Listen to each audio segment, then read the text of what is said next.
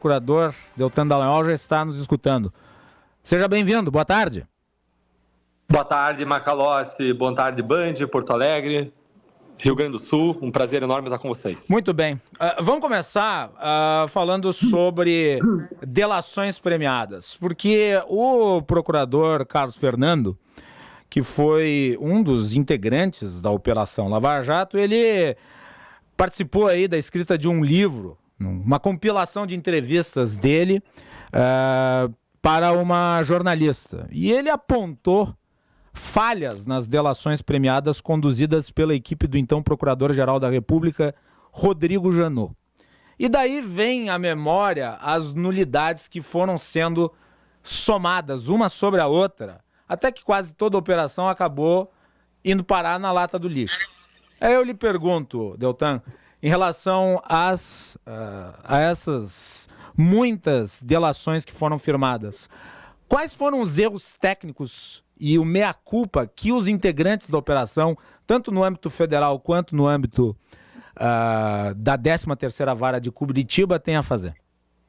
Macalossi, são duas questões aí diferentes. Uma questão são as anulações das condenações que não decorrem de nenhum problema de colaboração premiada, de delação premiada. As anulações decorreram de decisões do Supremo Tribunal Federal que mudaram as regras do jogo e aplicaram as novas regras para o passado.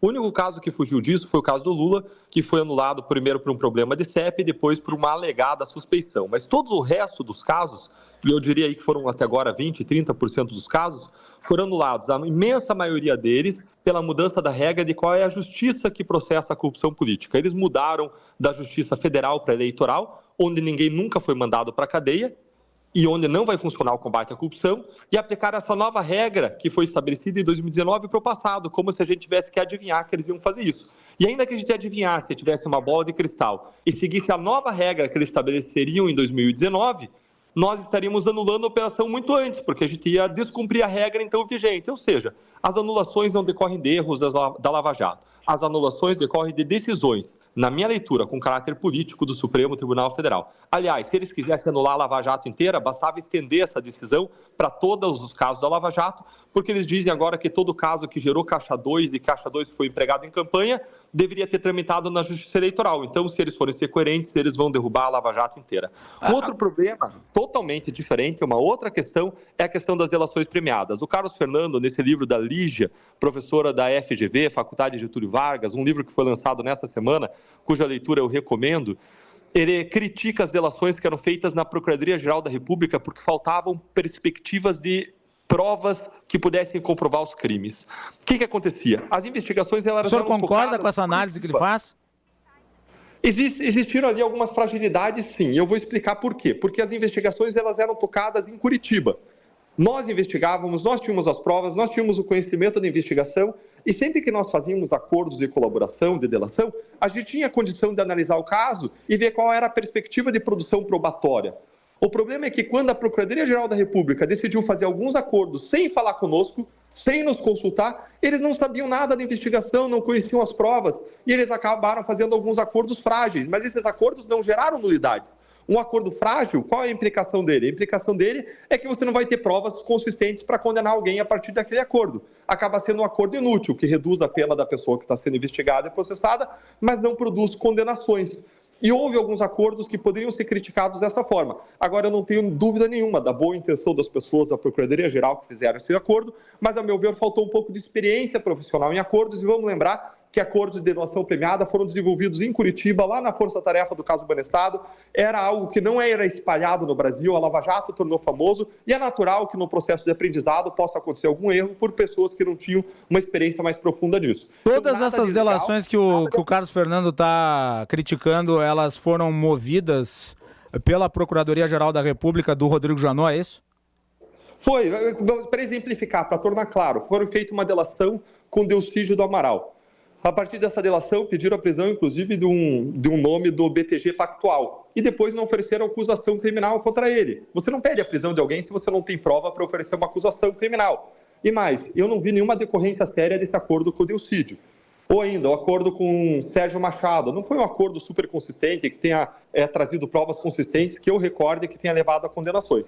Então, existia essa fragilidade em alguns acordos pontuais, mas vamos lembrar a realidade. A Lava Jato foi uma operação em que foram feitos mais de 180 acordos delatando pessoas que geraram acusações, com provas, com contas do exterior usadas para pagar e receber propina, contra mais de 500 pessoas. Mais de 170 foram condenadas até o momento em que eu saí da operação. Depois eu não tenho mais essa conta porque a operação foi desmontada e recuperou mais de 25 bilhões de reais. Foi algo que nunca foi feito. Então ela tem imensos méritos. Algumas falhas pontuais podem acontecer e ainda foram falhas que eu não atribuiria nenhuma má intenção à Procuradoria-Geral da República. Pelo contrário, fez parte do aprendizado dos acordos feitos lá no âmbito da Procuradoria-Geral. O senhor mencionou aqui falhas na elaboração de delações premiadas. Não fica o prejuízo político de muitas pessoas que eventualmente foram citadas? À época da Operação Lava Jato, eu lembro, por exemplo, das planilhas com os apelidos. Muitas das acusações acabaram não indo adiante ou foram arquivadas, mas o apelido ao político que aparecia na lista ficou mantido no tempo e é usado até hoje. Isso não ajudou a, digamos, degradar o ambiente político brasileiro? Macalossi, alguém pode ter traído a esposa, mas outra coisa é você comprovar que a pessoa traiu a esposa. Tem uma diferença entre você ter uma indicação da realidade e você ter uma prova suficiente para você condenar alguém. O que a gente fez quando fez o acordo do Odebrecht foi, como a gente fez com todos os casos, exigir indicações de todas as propinas pagas e as provas que existiam. E não só eles indicaram que eles tinham pago as propinas, mas eles entregaram o sistema de propinas. A gente aprendeu o sistema de propinas. Só que olhem só, o Supremo Tribunal Federal veio depois e disse que isso não servia de prova, ainda que nós tivéssemos aprendido os sistemas que mostravam as propinas pagas. Vamos falar a realidade, o que o Supremo fez foi tomar decisões que tiveram por efeito proteger os políticos corruptos, numa interpretação dos fatos da lei que é muito, para dizer assim, o mínimo, muito peculiar, muito foge do padrão do que se faria em qualquer lugar na justiça de modo técnico.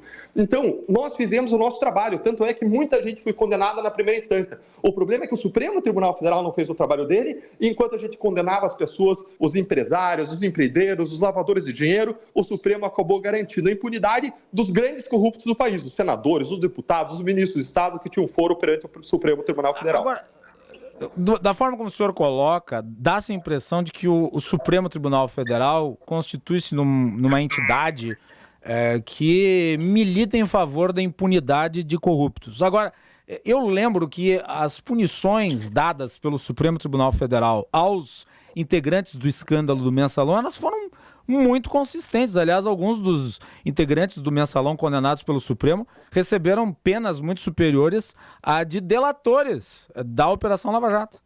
Não, imagina, os atores centrais do escândalo do Mensalão foram condenados a pouco mais de 7 anos de prisão. Um ano depois eles progrediram para regime aberto, começaram a cumprir pena em regime semiaberto, um ano depois progrediram para aberto, um ano depois foram todos indultados pelo Supremo Tribunal Federal. Isso eu estou falando de atores centrais e desvios de mais de 100 milhões de reais, mais de 100 milhões, receberam penas menores do que as dos manifestantes aí do 8 de janeiro, que têm que ser punidos pelos eventuais crimes que praticaram, mas estão recebendo penas injustas, desproporcionais e por crimes em relação aos quais não existem provas. Aí sim existem abusos, não na Lava Jato. A Lava Jato fez aplicar a lei em relação a todo mundo para quem a gente tinha jurisdição, agora o Supremo falhou na sua missão.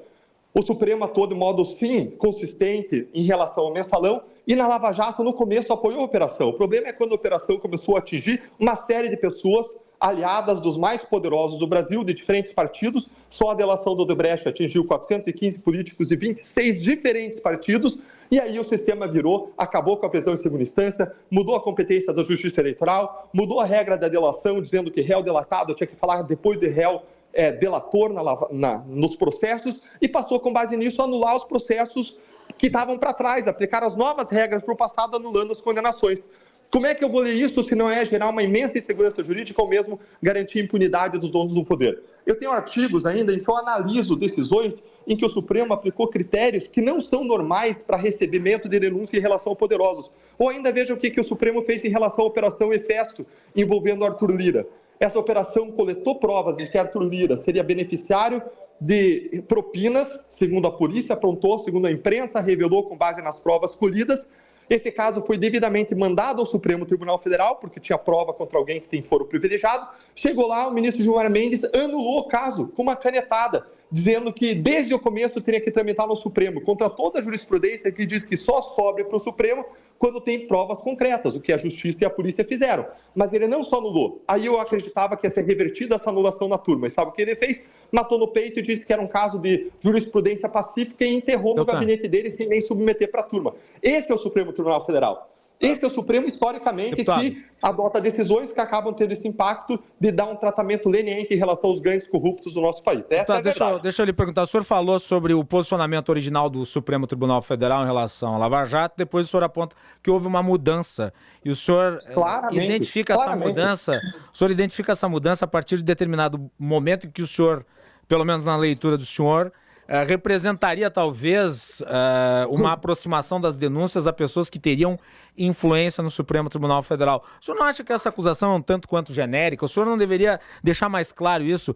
Quem foram os ministros, especificamente aqueles que teriam relação com eventuais acusados que estavam sendo condenados e que daí mudaram de posição para se tornarem contra a Operação Lava Jato? O senhor não coloca uma suspeição genérica sobre a instituição ao fazer uma acusação genérica assim? Basta olhar os fatos, fazer uma leitura do que aconteceu. Você fazer acusações contra pessoas individuais que vão me gerar depois uma investigação, vão me gerar uma indenização, porque o que nós temos visto é o Supremo Tribunal Federal que, além de tudo, persegue adversários políticos. Nós vemos um Supremo Tribunal Federal que entrou no modo vingança contra uma série de pessoas, inclusive os réus do 8 de janeiro. Nós estamos conversando com o Deltan Dallagnol, que foi deputado federal e procurador da Lava Jato. A minha pergunta diz respeito às delações, especificamente, dos delatores. Gente que confessou crime. A punição a estes, ou seja, os confessos, não os que alegam inocência, os que, de fato, afirmaram ter participado do esquema, não foi muito pequena, não foi residual, não foi algo muito menor do que aquilo que eles eventualmente tiraram do erário? Não. Por quê? Você olha, como é que funciona uma delação? Uma delação significa o seguinte: você abre mão de uma quantidade de pena para que você consiga informações e provas de crimes praticados por 10, 20, 30 outras pessoas e consiga recuperar muito mais dinheiro do que você recuperaria daquela pessoa original. Basta olhar as primeiras delações.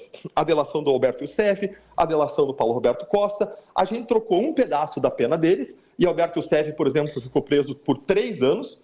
3 anos de prisão em regime fechado quando a pessoa fica no país 1/6 da pena em regime fechado, significa 18 anos de prisão, tá? Uma pena muito maior do que as penas do próprio mensalão. E aí você abre mão de um pedaço da pena e você tinha ali uma suspeita, um indicativo de corrupção e de lavagem de dinheiro de 70 milhões de reais, e com base naquela delação, a gente foi progredindo a investigação e resultou na revelação de esquema de 6 bilhões de reais só de propinas pagas. Eu não tenho dúvida de que as delações foram boas. O que é ruim é o nosso sistema de justiça, que é feito para não funcionar contra os poderosos. A grande verdade é que a gente vive no mesmo país em que os donos do poder mandam desde 1650. Padre Antônio Vieira já falava em 1650 que os verdadeiros ladrões não eram os ladrões de galinha, mas eram os governantes. E enquanto os ladrões de galinha roubavam e eram enforcados, os governantes roubavam e mandavam enforcar. E essa é a mesma realidade que a gente vive até hoje no Brasil, Macalossi.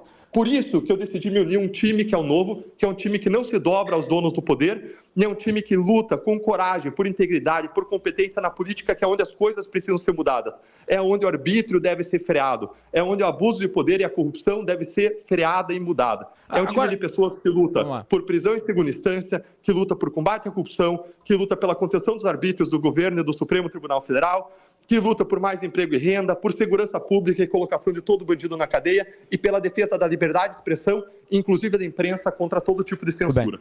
Deltan Dallagnol, minha pergunta em relação à filiação. Porque o senhor teve passagem primeiro pelo Podemos, agora se filiou ao Partido Novo. O ex-juiz, ex-ministro Sérgio Moro, atual senador da República, também entrou no União Brasil, depois saiu, entrou no Podemos, depois saiu, entrou no União Brasil. O senhor menciona a sua entrada na política, sendo que o senhor é um crítico dos políticos, o senhor se coloca como um anti-establishment, por assim dizer. essa filiação em massa de ex-membros da Lava Jato, ou de seus principais nomes, ou de alguns dos seus principais nomes, não dá aos críticos da Lava Jato um argumento de que, de fato, os procuradores, membros da operação, pensavam politicamente enquanto atuavam dentro da operação? De modo nenhum, não tem problema nenhum a pessoa sair da justiça e ir para a política. Você está levando um arsenal de trabalho técnico. O problema é o que vai acontecer agora. Codilo saindo da política e levando a política para dentro da justiça. Isso sim é problema. E o que me chama a atenção é a hipocrisia de tantas pessoas que criticaram aqueles que saíram da Lava Jato para a política e estão se iniciando nas suas críticas diante da ida do Dino para o Supremo Tribunal Federal. E mais, quando você coloca uma filiação em massa, Macalossi, isso está equivocado. Basta olhar os números. Só na Lava Jato, em Curitiba, foram 15 a 20 procuradores. Tinha outro tanto em segunda, em terceira, em quarta instância. Nós tínhamos ainda procuradores no Rio de Janeiro, tinha procuradores em São Paulo, tinha procuradores no Rio Grande do Sul, tinha toda uma cadeia de juízes, e desse universo de mais de 200 pessoas, 2 pessoas deram passo para a política. E a razão pela qual eu dei o passo para a política... Mas as 2 principais, no caso, né? É o fato de que nós fomos... Tinha vários atores principais. Veja o que aconteceu com o Eduardo Elhage, procurador coordenador da Força Tarefa do Rio de Janeiro. Foi apenado com uma pena de demissão recentemente e convertido em suspensão sem que ele tivesse feito nada de errado. Olha o que aconteceu com Bretas. Bretas é um juiz que deveria ser condecorado por seus méritos e está afastado do cargo há meses, porque ele fez o certo e combateu a corrupção. Veja o que aconteceu comigo, cassado, numa decisão absurda e ilegal no Tribunal Superior Eleitoral. Veja o que aconteceu no Tribunal de Contas da União, que por meio de 3 delatados deu uma decisão me condenando a pagar uma multa, que depois foi derrubada na Justiça por indícios de perseguição política e abundantes e evidentes ilegalidades, quando essa decisão ilegal do Tribunal de Contas tinha sido contrária ao parecer da área técnica, ao Ministério Público do Tribunal de Contas. Essa é a realidade que a gente está vivendo. Por que eu saí para a política? Eu saí para a política porque eu vi que dentro do Ministério Público eu não conseguiria mais responsabilizar poderosos, porque dentro do Congresso Nacional e no Supremo Tribunal Federal estavam mudando todas as regras para garantir que tudo sempre continuasse como está. E o palco da mudança é necessariamente a política. Para mim não foi uma decisão confortável, foi a decisão mais difícil da minha vida, porque eu abandonei o salário, a estabilidade e a aposentadoria de um cargo, e um cargo que eu conquistei, que eu amava, lutar por justiça. Mas eu saí disso porque eu percebi e entendi que o lugar em que a gente precisa fazer a mudança é a política, e algumas pessoas precisam dar esse passo à frente para que a transformação possa ser feita. Vamos prosseguir aqui. Chamando as pessoas a se unirem nesse propósito. Nós estamos conversando com o Deltan Dallagnol, ex-deputado, ex-procurador da Lava Jato. A minha pergunta é a seguinte: o senhor se filiou ao Novo, e eu lembro de várias ocasiões em que o senhor fez críticas, por exemplo, ao fundo eleitoral. Por exemplo, 2018, o senhor escreveu: pelo fim do fundo bilionário que tira dinheiro da saúde, da educação e de outros serviços públicos. O senhor entrou no Partido Novo e agora o senhor está recebendo um valor ali. O senhor até admitiu isso numa entrevista para o Antagonista. O valor de 40 mil proporcional ao valor de deputado federal. E esse dinheiro é relativo ao uso que o Novo faz dos rendimentos do fundo, já que o partido não usa o fundo propriamente dito, ele usa os rendimentos do fundo. Não é contraditório? Não, de modo nenhum. Inclusive, na minha campanha, eu usei uma parte do fundo eleitoral. Por quê?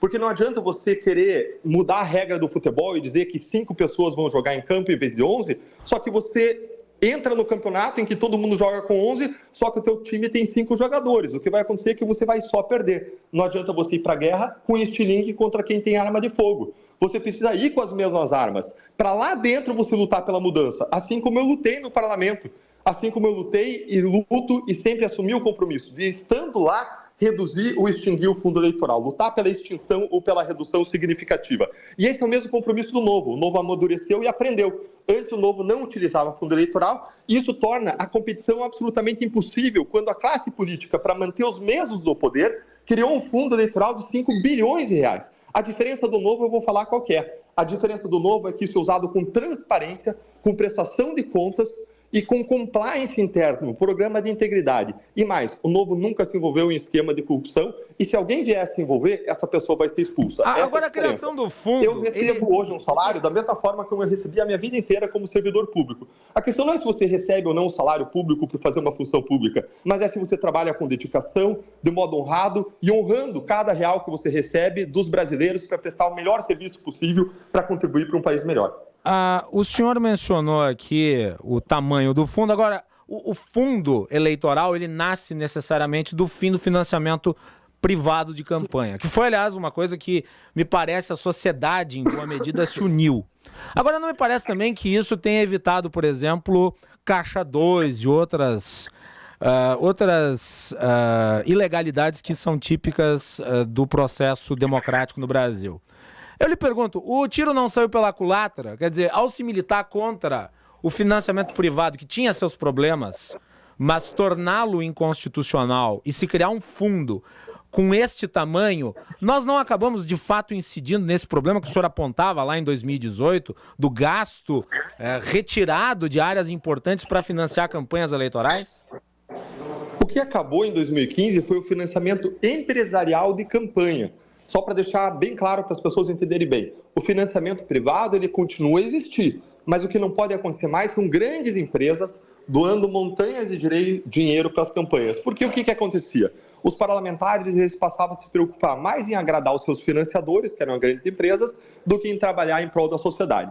Por conta disso, em 2015, o Supremo Tribunal Federal virou a decisão que permitia o uso de recursos doados por empresas, passou a proibir, mas o financiamento privado passou a continuar existindo. Como que funciona o financiamento privado? Qualquer pessoa, com o seu CPF, pode ir fazer uma doação eleitoral. Eu, por exemplo, recebi em doações eleitorais, em vaquinha eleitoral na minha campanha, cerca de 700, 800 mil reais. Recebi doações de outras pessoas físicas, isso é permitido. E isso que deveria ser buscado. O candidato que representa a sociedade deve buscar recursos na sociedade.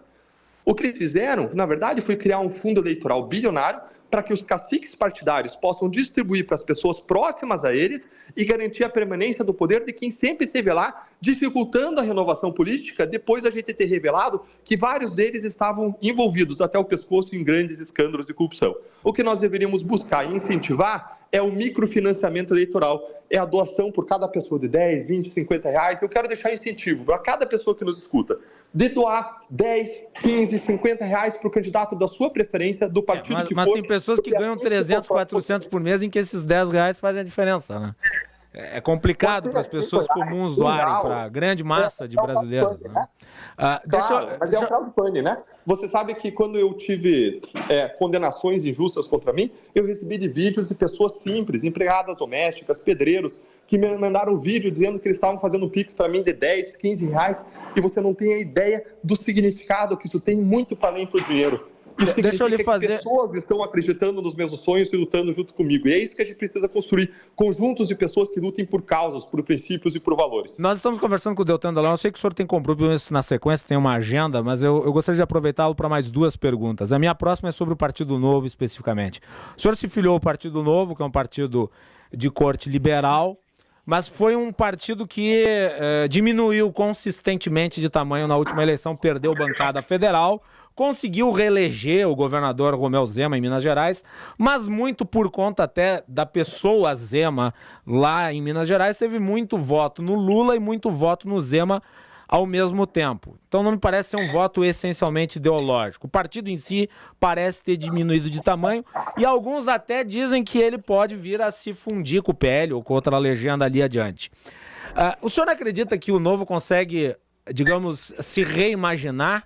E como é que o senhor veria essa reimaginação? Porque uma das críticas ao Novo é de que ele não conseguiu estabelecer uma identidade nem fugir da espiral do bolsonarismo. Como é que o senhor vê o Novo nesse momento? E quais são as chances do partido se manter como ele está? A razão desse fracasso eleitoral, uma das razões centrais desse fracasso eleitoral da última eleição é, claro, o Novo cometeu um erro na eleição anterior, de 2020. O Novo proibiu que saíssem candidatos a vereador e a prefeito nas cidades que não fossem basicamente as capitais. Nós temos tido um crescente de filiações como nunca aconteceu. Nós batemos recordes de filiação em outubro, um novo recorde em novembro. E o que eu tenho dito para as pessoas é que se você está cansado de lutar contra a corrupção, contra a impunidade, contra os desmandos dos governantes, para de lutar sozinho e venha lutar com a gente em time, venha lutar no Novo. Tantas pessoas me disseram, Macalossi, ao longo da minha jornada, para não desistir. Agora é minha vez de pedir para as pessoas, para elas não desistirem e para elas se unirem em times para a transformação. Uma última pergunta, e diz respeito à escolha do presidente Lula em relação ao novo Procurador-Geral da República. O senhor acha que o Paulo Gonet vai ser um bom PGR? Vai ser melhor do que o Augusto Aras? O Paulo Gonet é muito respeitado dentro da instituição.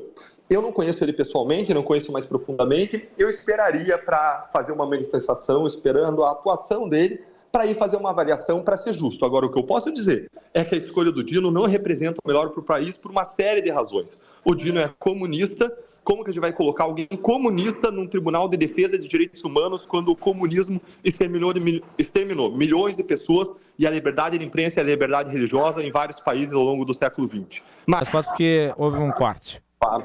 Claro, repito sim, Macalossi. O Dino é comunista e a gente viu que os países comunistas fizeram no século XX, dizimaram milhões de pessoas, feriram direitos humanos, liberdades individuais, inclusive liberdade religiosa. Além disso, o Dino... Mas o senhor considera que ele vai ser tipo o Kim Jong-un, é isso? Eu considero que ele vai ser uma mistura de Alexandre de Moraes com perfil autoritário, como ele fez ao instaurar um inquérito contra um jornalista por crime de fake news, que nem existe no Código Penal, como ele fez ao mandar instaurar investigações e inquéritos contra a Lava Jato, sem indicar sequer o crime que teria sido cometido, porque crime não houve.